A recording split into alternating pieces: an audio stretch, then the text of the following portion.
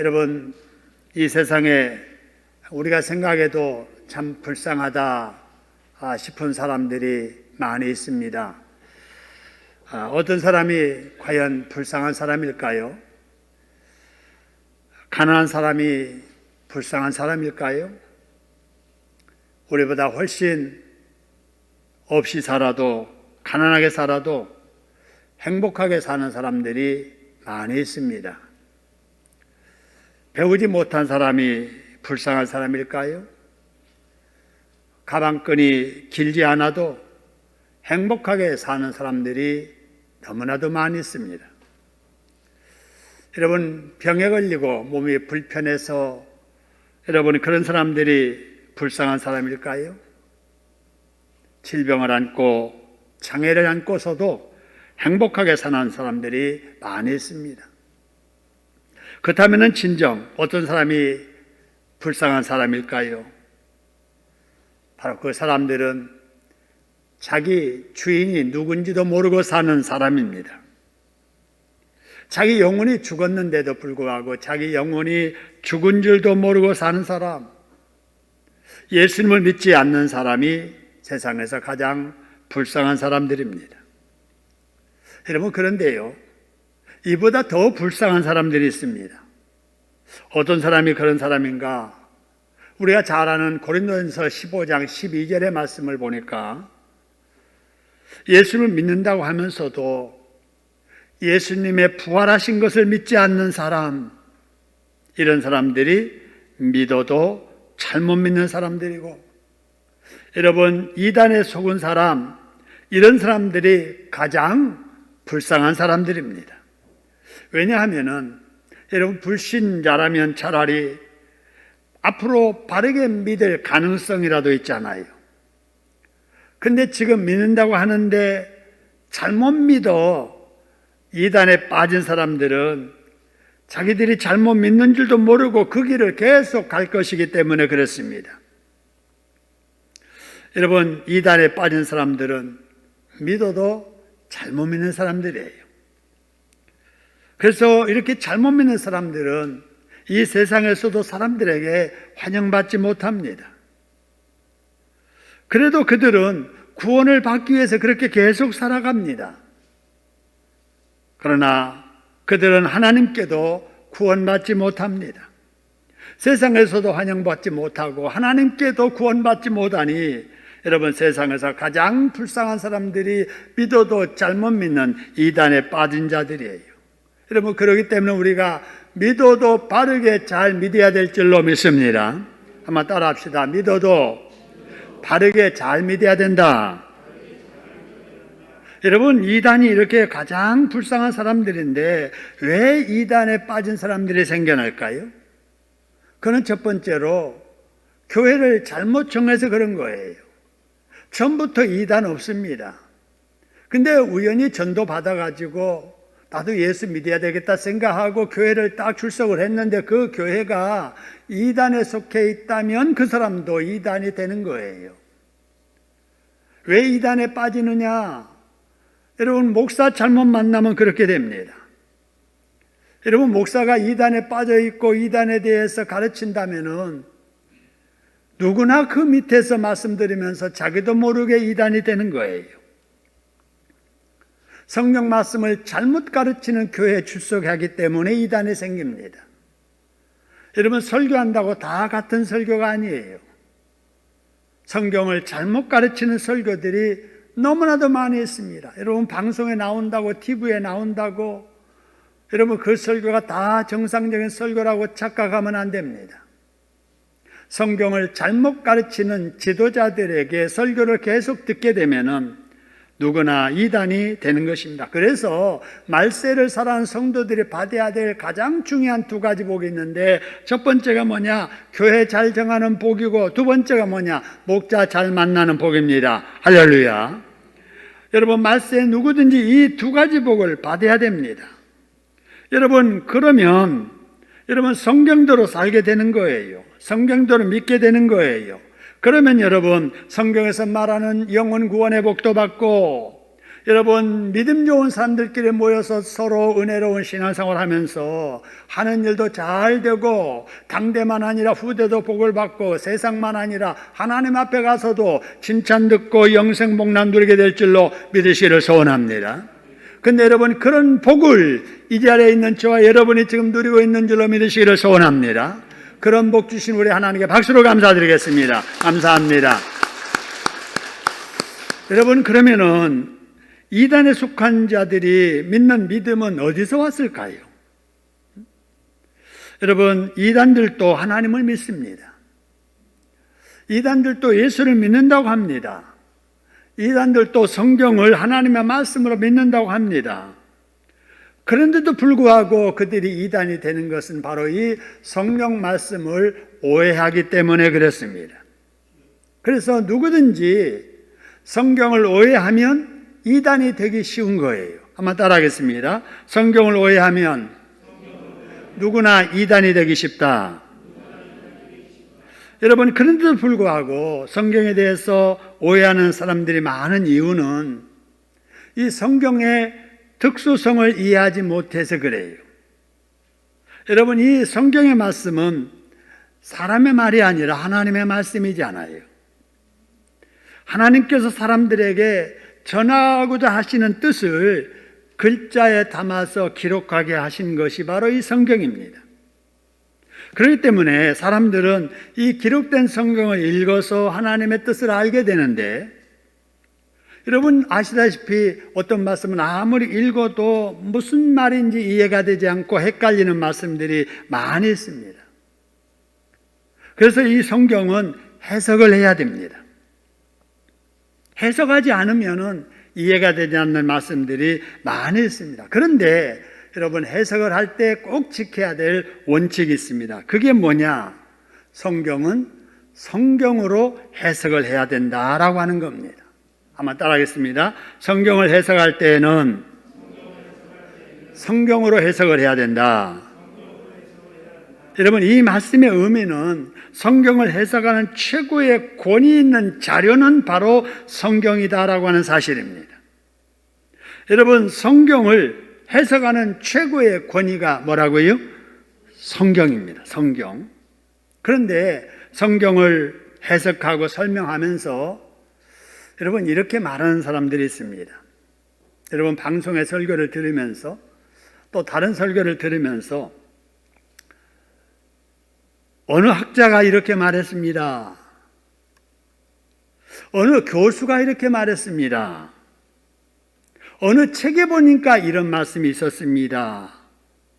여러분, 이러면서 성경을 설명해 갑니다.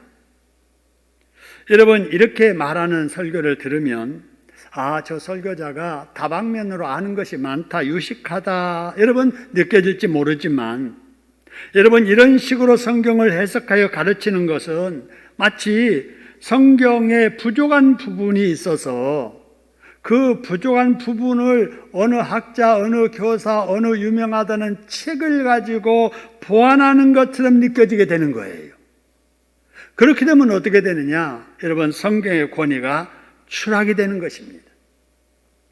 여러분, 이 성경 말씀은 전지전능하신 하나님의 말씀입니다. 할렐루야. 그렇기 때문에 이 성경보다 더 권위가 있는 말씀이 없는 거예요. 성경보다 권위 있는 책은 없는 것입니다. 그래서 성경을 해석하는 최고의 기준이 성경이어야지 어느 사람의 말이 될 수가 없다라고 하는 것입니다. 그런데도 설교하면서 내가 생각하기에는 이렇습니다. 자기 기준으로 생각으로 성경을 해석하는 사람들이 있습니다. 내가 받은 계시로는 이렇습니다. 자기가 특별 계시, 직통 계시 받았대요. 그러면서 그 계시를 기준으로 해서 성경을 해석합니다. 이단들이 다 그렇습니다. 어떤 사람은 말하기를 어느 책에 보니까 이렇게 말했습니다 라고 하면서 성경을 해석하는 것은 대단히 잘못된 것입니다. 이렇게 해석을 하면은 그 사람의 신앙도 왜곡이 되지만 그런 설교를 계속 듣는 사람들 역시 성경과는 다른 왜곡된 신앙을 갖게 하는 위험성이 있는 것입니다. 여러분, 하나님께서 우리에게 여러분 강조하시는 말씀이 무엇이냐? 성경 말씀을 믿되 좌로나 우로나 뭐 하지 말라고 하세요? 치우치지 말라는 거예요. 치우치지 말아라. 성경은 성경대로 믿어야지. 성경을 치우치면 안 된다. 치우친다라고 하는 것이 바로 이단이잖아요. 우로 치우치는 것이 신비주의예요. 자기의 본분을 망각하는 거예요. 학생이 예수님을 믿고 하나님을 믿고 성경대로 산다고 공부는 뒷전에 두고 기도만 하는 거예요. 여러분, 이게 잘 믿는 신앙 아니에요. 가정에서 살림하고 자녀를 키워야 될 주부가 뭐 전도한다고 돌아다니고 자녀 교육 살림에는 관심도 없는 거예요. 여러분, 이게 잘 믿는 게 아니에요. 이렇게 치우치게 되면은 신비주의에 빠지게 되고, 또 좌로 치우치게 되면은 아이고 뭐 주일이라고 꼭 교회 매주 가야 되나? 바쁘면은 내 할 일 하고 시간 나면 가도 되는 거지. 이 어려운 때에 꼭 11조 생활 해야 되나? 그건 구약 시대나 하던 일이지. 형편대로 열심히 마음으로 믿으면 되는 거지. 꼭 그렇게 주일 지키고 11조 생활하고 그렇게 봉사해야만 잘 믿는 게 아니야. 여러분, 이런 생각 말입니다. 이게 바로 자유주의 신학, 인본주의 신학, 좌로 치우치는 신앙이에요. 이런 신앙이 어디서 나오는가? 성경을 자의적으로 해석하는 거예요. 성경을 어떤 사람의 말을 두고 이렇게 해석하는 거예요.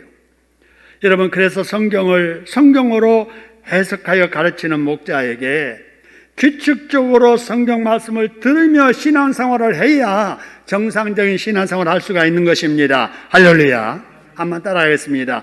믿어도 바르게 잘 믿어야 된다. 성경은 무엇으로 해석해야 된다? 성경으로 해석해야 된다. 성경을 해석하는 최고의 권위는 뭐라고요?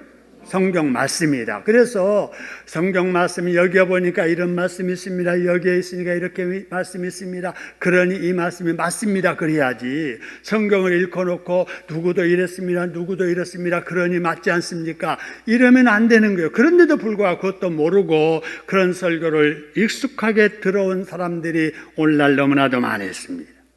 여러분, 오늘의 본문의 말씀은 이런 예비적인 지혜를 가지고 본문의 말씀을 해석을 해야 됩니다. 왜냐하면 오늘의 말씀 여러분 같이 교독하면서 여러분 느꼈는지 모르겠습니다만은 오늘 본문의 내용이 우리가 일반적으로 아는 내용하고 정 달라요. 어떻게 다른지 여러분 본문의 말씀 34절 36절을 보시길 바랍니다. 내가 이러면서 말씀 시작하지요. 내가는 예수님이에요. 예수님께도 말씀하세요. 뭐라고 말씀하시는가 보세요. 내가 이 세상에 온 것은 뭐를 주로 온 줄로 생각하지 말라고요? 화평을 주로 온 줄로 생각하지 말아라. 여러분, 화평이나 평화나 평강이나 같은 말이니까 여러분 그렇게 생각하시면서 예수님께서 내가 세상에 온 것은 평화 주로 온 게 아니야. 아니 그러면은 평화 주로 안 오셨으면은 뭐라고 오셨는가? 화평이 아니요? 뭐 주로 왔다고요? 검을 주로 왔다. 검은 칼이잖아요. 그래서 내가 온 것은 사람이 그 아버지와 딸이 그 어머니와 며느리가 시어머니와 뭐하게 하려 함이라고요? 불화하게 하려 함이라 그 말이에요. 그래서 사람의 원수가 남이 아니라 누구라고 그래요? 자기 집안 식구라는 거예요. 여러분, 이 말씀 이해가 되세요? 여러분, 이 말씀을 여러분 문자대로 이해하면은 예수님은 아주 나쁜 분입니다. 이런 예수를 믿으면 안 돼요. 이런 예수 믿으면 가족 간에 좋은 관계 깨지고 가정에 불화가 일어나고 이런 예수면 믿으면 안 되는 거예요. 그러면 여러분 예수님이 그런 뜻으로 이 말씀을 하셨을까요? 결단코 그러지 않으셨을 거예요. 문자적으로 읽으면 그렇게 느껴져도 이 말씀 속에는 본래 의미가 포함되어 있는 것입니다. 그래서 기록된 하나님의 말씀이라도 해석을 해야 되는 것입니다. 여러분, 같은 말이라도 새겨드려야지. 아니 내가 무슨 말을 그런 의도로 안 했는데 그 말 그대로 말하면서 당신 이렇게 말했지 않아? 그러면서 오해하는 사람이 있잖아요. 그런 우리 자녀들이 있잖아요. 그럴 때 뭐라고 합니까? 야, 새겨들여라. 네가 그런 말 아니야. 말을 들어도 새겨들을 줄 알아야지. 어떻게 그렇게 오해하나? 이렇게 우리가 말할 때가 있잖아요. 여러분, 그래서 성경은 해석을 해야 되는데 해석을 해도 자기 생각 가지고 해석하면 안 돼요. 누구 말 들어서 그걸 기준 삼아서 해석하면 안 돼요. 아까 말씀드렸듯이 성경은 뭘로 해석해야 된다고요? 성경으로 해석을 해야 됩니다. 그렇게 해석하기 위해서는 가장 먼저 어떻게 해야 되느냐? 그 말씀의 짝이 어떤 말씀인가를 찾아서 짝을 같이 이렇게 두고 같이 읽어야 돼요. 성경에는 다 짝이 있습니다. 그 짝이 구약의 말씀의 짝이 신약에 있든지 신약의 말씀이 구약에 있든지 아니면 그 말씀의 짝이 위에 있든지 밑에 있든지 이렇게 짝 없는 하나님의 말씀이 없습니다. 그래서 짝을 찾아서 같이 볼 줄 알아야 된다. 그렇다면 오늘 본문과 관계되는 짝이 어떤 짝일까? 여러분, 이 가족관계에 대해서 말씀하시니까 가족관계를 알려주는 말씀 에베소서 6장 2절 3절에 보니까 네 부모가 믿든지 믿지 않든지 자녀라면 부모에게 공경하고 효도해야 된다. 이것이 약속 있는 첫 계명이다. 그러니 네가 이 말씀 듣고 네 부모에게 효도하면 네가 얄되고 땅에서 장수하게 되는 복 받는다. 이러면서 효도하라고 강조합니다. 그리고 여러분 디모데전서 5장 8절에 보면은 자식이 부모에게만 잘한다고 다 되는 것이 아니다. 바로 형제 자매 간에 지방 간에도 우애하고 화목할 줄 알아야 된다. 하나님을 믿는다고 하면서도 자기의 친족, 특히 자기의 가족을 돌보지 아니하면은 믿음을 배반한 자다. 그런 사람은 불신자들보다 더 악하다고 말씀을 하십니다. 그리고 여러분 베드로전서 3장 1절 2절에 보면은 결혼해서 산다면 아니 남편이 믿지 않더라도 아내들이 다 하면서 순종해라. 그러면 불신의 남편이라도 본이 되게 살아가는 너의 모습을 보고 나중에는 그도 마음 열고 예수를 믿게 될 것이다 라고 하는 거예요.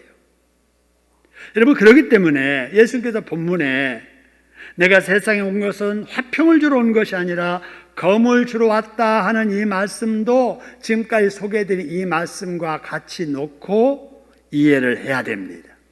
한편의 말씀만 가지고 문자대로 해석하면 예수님께서는 여기서는 이런 말하고 저기서는 저 말하는가 이렇게 오해하게 됩니다. 여러분 우리 예수님은 절대로 그러시는 분이 아니에요. 그렇기 때문에 성경은 성경으로 해석을 하되 한 걸음 더 나아가서 어떻게 해석해야 되느냐? 한 단어만 딱 뽑아가지고 해석하면 안 돼요. 한 구절만 가지고 딱 해석하면 안 됩니다. 여러분 정치인들이 여러분 문제 삼는 것들 보셨지요? 여러분 누가 이렇게 길게 말하면은 그 길게 말한 것을 다 통으로 해서 단어와 그 한 부분의 말을 이해를 해야 되는데 그러지 아니하고 그 말만 똑 빼가지고 당신 이런 말하면 안 되지 않느냐 하고 비난하는 이런 일들 많이 있잖아요. 여러분 성경을 해석할 때도 한 단어만 가지고 여기서 이 말했지 않느냐 여기에서 이렇게 말씀했지 않느냐 여러분 이렇게 하는 사람들이 이단들이에요. 그래서 이단들이 주장하는 내용을 보세요. 다 성경에서 나온 말이에요. 단어는 맞고 그 마디의 말들을 모아놓으면 그 말들이 다 맞는데 전체적인 내용하고는 틀린 거예요. 그래서 이단이지요. 그래서 성경은 전체적으로 단어를 해석하고 그 하나의 구절, 그 마디를 해석을 해야 되는 것입니다. 그런데 여러분 이렇게 해석한다는 것이 쉬운 게 아니에요. 뭐 성경 내가 뭐 10번 읽었으니까 나 성경 다 알아. 여러분 절대 그렇지 않습니다. 여러분 왜 그러느냐? 성경은요 그 당시의 시대 상황으로 이해를 해야 돼요. 그래서 어떤 시대에 이 말씀이 기록됐는가 그리고 더 나아가서 그 당시에 그 언어로 이해를 해야 됩니다. 시대가 다르고 여러분 이 문화가 다른데 지금 우리 시대의 우리 문화를 가지고 성경 구약 시대의 그 말을 우리가 우리 기준으로 이해하려고 하면은 안 되는 거잖아요. 여러분 이렇게 성경은 성경으로 해석해야 되고 성경 말씀은 전체로 해석을 해야 되고 성경 말씀을 기록할 당시 시대를 생각하면서 해석을 해야 되고 성경 말씀을 기록할 당시의 언어로 해석을 해야 된다. 여러분 이것이 제가 성경을 해석하는 기준이자 정통 신학자들의 방식이기도 합니다. 여러분 이런 시각으로 오늘의 말씀을 여러분 이제 해석을 해보지요. 여러분 예수님께서 오늘 본문에 말씀하시기를 내가 세상에 화평을 주러 온 줄로 생각하지 말아라. 내가 온 것은 화평을 주러 온 것이 아니고 검을 주러 왔다라고 이렇게 말씀하시는데 이 말씀과 짝이 되는 요한복음 20장 21절의 말씀을 보니까 이런 말씀이 있습니다. 예수님께서 이르시되 너희에게 무엇이 있을지어다 그랬어요? 평강이 있을지어다. 지금 위에 말하고 여러분 반대되잖아요. 나는 평화 주러 오지 않았어. 그러면서 여기에서는 너희에게 평강이 있을지어다 그럽니다. 데살로니가 후서 3장 16절에도 보니까 어떤 주께서 그랬어요? 평강의 주께서 너희 모든 사람과 함께 하기를 원하노라 라고 말합니다. 너희에게 평강을 주시면서 그렇게 말씀을 하십니다. 여러분 왜 이렇게 어디에서는 평강을 주러 오지 않았다고 그러고 어디에서는 평강을 준다고 말씀하시는데 이걸 어떤 차이로 이해를 해야 되느냐라고 하는 거예요. 이 말을 이해하려면은 이 화평, 평강, 평화라고 하는 말을 우리가 이해를 해야 됩니다. 여러분 이 말을 그냥 간단하게 설명을 하면은 첫째 라틴어에 보면은요 팍스라고 하는 평화가 있습니다. 이 팍스라고 하는 평화는요 어느 나라 어느 누구도 감히 도전할 자가 없기 때문에 그 막강한 권력에 눌려서 조용하게 지나는 평화예요. 그죠? 여러분 로마 시대에 얼마나 로마가 막강했냐면요 주변의 나라들이 그냥 숨도 크게 내쉬지 못했어요. 만일 그러면은 가서 그냥 덮쳐버리니까 주변 나라가 조용했습니다. 여러분 이런 평화를 팍스의 평화라고 합니다. 그래서 그 로마 시대의 평화를 표현하는 말로 팍스 로마나라고 하는 말이 나온 겁니다. 여러분 그런데 여러분 이 평화 말고 또 어떤 평화가 있는가? 바로 그것은 히브리어에 보면은 샬롬이라고 하는 평화가 있습니다. 이 평화는 기분만 좋은 그런 평화가 아니고 또 힘에 눌려서 조용하게 지내는 그런 평화도 아니고 깨어진 관계가 회복되면서 오는 평화입니다. 아버지와 아들의 관계가 사춘기 때 여러분 평화롭지 못하지요? 막 도전하는 거예요. 그전에는 조용했어요. 아버지의 힘 때문에. 그러다가 이제 사춘기가 되니까 자기 의견을 말하고 자기의 주장을 하면서 그 관계가 깨어지게 되는 겁니다. 그래서 나중에 이제 철이 들면은 이제 아버지를 이해하고 어머니를 이해하면서 관계에 깨어진 것이 회복되면서 오는 평안함. 바로 이것이 바로 샬롬의 평화입니다. 죄 때문에 마귀 때문에 깨어져 버린 인간의 관계가 예수 그리스도의 보혈로 그 관계가 회복이 되면서 마음속에 찾아오는 평강. 이것이 바로 샬롬의 평강입니다. 또 다른 화평, 평화가 헬라어로 말하는 에이레네라고 하는 바로 이 평화입니다. 우리 찬양대 이름, 정찬단의 이름도 에이레네 이렇게 붙이기도 하는데 이것은 죄악이 제거되고 불화의 요소가 제거된 이후에 오는 좋은 관계, 이 평강입니다. 하나님께서 사람을 지으시고 나시고 또 세상의 창조 역사를 마치시고 나셔서 지으신 모든 것을 보시니 심히 뭐 했다고 그랬어요? 좋았더라라고 하시는 그 모습이 바로 에이레네의 화평입니다. 우리말로는 다 평화이고 다 평강이고 다 화평인데 바로 의미가 이렇게 시대마다 또 언어마다 이렇게 다르다라고 하는 사실입니다. 그래서 예수님께서 내가 세상에 화평을 주러 온 줄로 생각하지 말라라고 하는 말은 무슨 말이냐? 사람의 마귀에 눌려서 죄 아래에 갇혀가지고 조용하게 지내는 이 평화, 팍스의 가짜 평화예요. 예수님께서 오신 것이 너희들 죄를 짓고 살아도 마귀에게 종되어 살아도 그냥 조용하게 잘 지내기를 원한다. 그게 아니라 그 말입니다. 예수님께서는 진정으로 인간다운 평강을 누리기를 원하신 거예요. 마귀에게 죄 아래 눌려있는 조용한 그 평화가 아니라 창조자 하나님 주인을 바라보고 주인과의 좋은 관계 속에 누리는 은혜 받으면서 복 받는 그 관계, 그 평화, 샬롬과 에이레네의 평화를 원하시는 것입니다.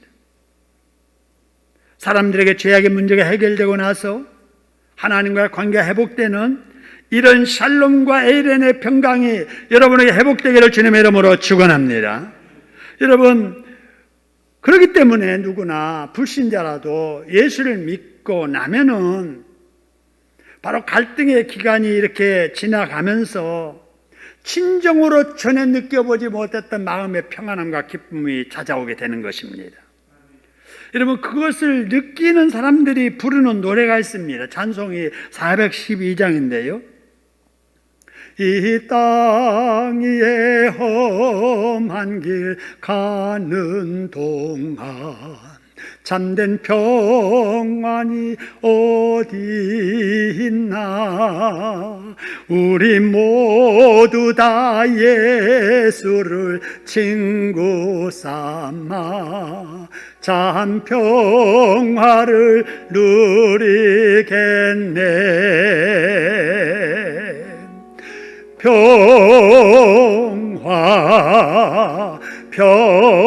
평화로다 하늘 위에서 내려오네. 그 사랑의 물결이 영원토록 내 영혼을 덮으소서. 할렐루야.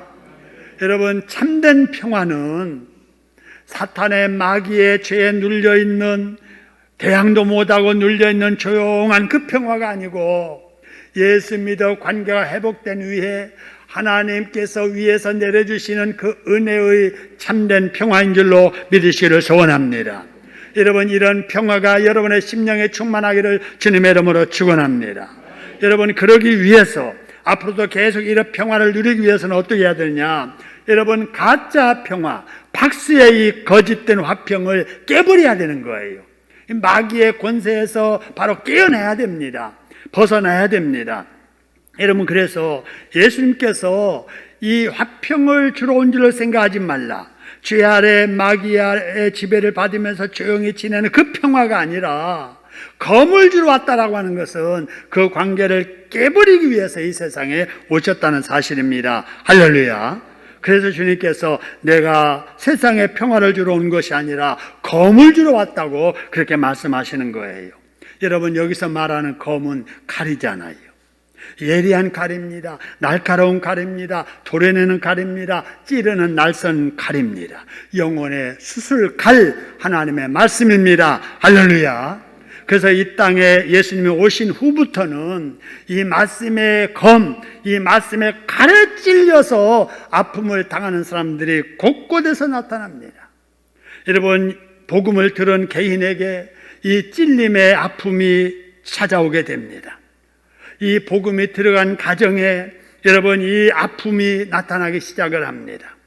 복음이 전해지는 나라마다, 사회마다 이 찌르는 아픔이 일어나게 됩니다. 그래서 우리나라에 복음을 전하던 많은 선교사들이 피를 흘리면서 순교를 당해야 했습니까? 여러분, 복음이 들어온 이후로 여러 가정에서 가족 간의 분란이 일어났습니다. 여러분, 복음을 들은 사람들 마음속에 어찌할꼬 회개하는 이러한 갈등과 탄식이 여러분 시작이 됐습니다. 한번 생각해 보세요. 우리가 예수를 모르고 살 때는 그런대로 편안하게 살았던 사람들입니다. 죄가 뭔 줄도 모르고 천국이 뭔 줄도 모르고 심판이 뭔 줄도 모르고 죄를 즐기면서 살았습니다. 여러분, 그때도 잠도 잘 잤습니다. 그때 할지 못할지 다 하면서 살면서도 재미있는 삶을 살았고요, 마음 편하게 살았었지 않습니까? 여러분, 그런데 그러던 우리들 속에 주님이 들어오고 나서부터 양심의 고통이 시작된 거예요. 영적인 갈등이 시작된 거예요. 죄가 무엇인가 눈에 보기 시작하면서 죄책감을 느끼면서 얼마나 여러분 가슴 아파했었습니까? 여러분, 그런 후에 여러분 이전에 죄악을 즐기던 삶을 청산하려고 살려니 얼마나 여러분 힘들었습니까? 예수님 믿고 나서도 이제는 이렇게 살아서는 안 되겠다는 부담감이 생기고 여러분 갈등이 일어나고 그럴 때마다 습관과 욕망을 절제하고 살려니 얼마나 힘들었습니까? 여러분, 이것이 바로 우리 예수님께서 가져다 주신 검, 칼 때문에 그런 것입니다. 여러분, 그렇다고 해서 우리가 복음을 외면해야 됩니까? 그 칼을 피해 살아야 됩니까? 아니잖아요. 복음을 듣고 개인적으로 마음에 갈등이 일어나고 가정에 일시적으로 불화가 생기고 사회적으로 핍박이 일어나도 여러분 복음은 받아들여야 되는 거 아닙니까? 할렐루야. 왜냐하면 복음의 그 칼을 통해서만이 죄와 마귀에 눌려 지내던 가짜 평화, 박스의 평화가 깨지기 때문에 그렇습니다. 여러분, 개인은 마음의 갈등을 하다가 예수님을 믿는 구원을 받게 되고 어느 가정마다 다 뭐냐면은 가족이 핍박을 당하고 가족 간의 관계가 어려워지는 가족인데 그래도 믿음 지키며 기도하다가 그 가정이 다 예수 믿는 구원의 복이 임하는 것입니다. 할렐루야. 여러분, 그렇기 때문에 이 세상에 주님께서 가지고 오신 검은 여러분 바로 고마운 검인 것입니다. 할렐루야. 여러분, 피해야 할 검이 아니라 고마워해야 될 그런 검이고 칼인 것입니다. 여러분, 예수님께서 가지고 오신 검은 곪은 것을 찔러 돌려내는 여러분 수술 칼과 같기 때문에 그렇습니다. 올무에 걸린 새의 그물을 잘라내는 칼처럼 바로 이 복음의 칼이 한 가정을 얽고 있던 저주의 사실을 꺼내내는 칼이기 때문에 그렇습니다. 할렐루야. 우리는 여러분 이 예수님의 그 칼, 말씀의 칼로 영적 수술을 받은 자들입니다. 할렐루야. 여러분, 우리 가정 역시 예수님의 이 검으로 수술을 받은 가정입니다. 여러분, 예수 믿기 나서 여러분의 가정에 여러분의 가족 때문에 여러분 얼마나 힘들고 고통 세월이 있었습니까? 그 당시에는 원수가 다른 사람이 아니라 내 시아버지고 내 시어머니고 내 동서고 내 집안 식구라고 여길 때가 있었지 않아요. 그러나 그 칼 때문에 여러분 나를 짓누르고 있었던 죄의 모든 사실이 끊겨지고 사탄 마귀의 그 올무회가 여러분 끊어진 줄로 믿으시기를 소원합니다. 여러분, 아직도 지금도 이 수술칼에 고통을 겪고 있는 사람들이 있고 그런 가정들이 있을 거예요. 여러분, 그래서 갈등이 생기고 그래서 힘들고 그래서 오해받고 관계가 깨어져서 괴로워도 여러분 그런 기간을 참고 인내해야 됩니다. 할렐루야. 여러분, 그리고 나서 성경을 읽을 때 말씀이 칼처럼 내 양심을 찌르고 성경 말씀을 들을 때마다 내 가슴에 찔림이 올 때마다 우리 자신을 돌아보고 회개해야 될 줄로 믿으시기를 소원합니다. 여러분, 말씀은 칼이기 때문에 여러분 듣는 사람들에게 찔림의 현상이 다 나타나게 됩니다. 양심을 후벼 이렇게 비비는 거예요. 그래서 마음에 찔림이 와요. 여러분, 이럴 때 복받지 못할 사람들은 이를 갑니다. 이를 갈아요. 저 목사님이 나를 비유해서 지금 돌려서 치고 있구나, 나를 저주하고 있구나, 그러면서 이를 갑니다. 그러면은 죄를 짓고 하나님 앞에 벌 받게 돼요. 그러나 여러분, 베드로의 설교를 들을 때 3,000여 명의 사람들이 어찌할꼬 양심의 가책을 느끼면서 탄식하면서 회개하다가 죄 용서받고 성령을 충만히 받았습니다. 할렐루야. 여러분, 그래야 됩니다. 지금도 이 하나님의 말씀은 검으로 역사를 합니다. 여러분, 말씀 읽고 쓰시면서 또 들으시면서 양심의 찔림이 올 때마다 어찌할꼬 회개하고 여러분 하나님 앞에 무릎 꿇는 여러분 되시기를 소원합니다.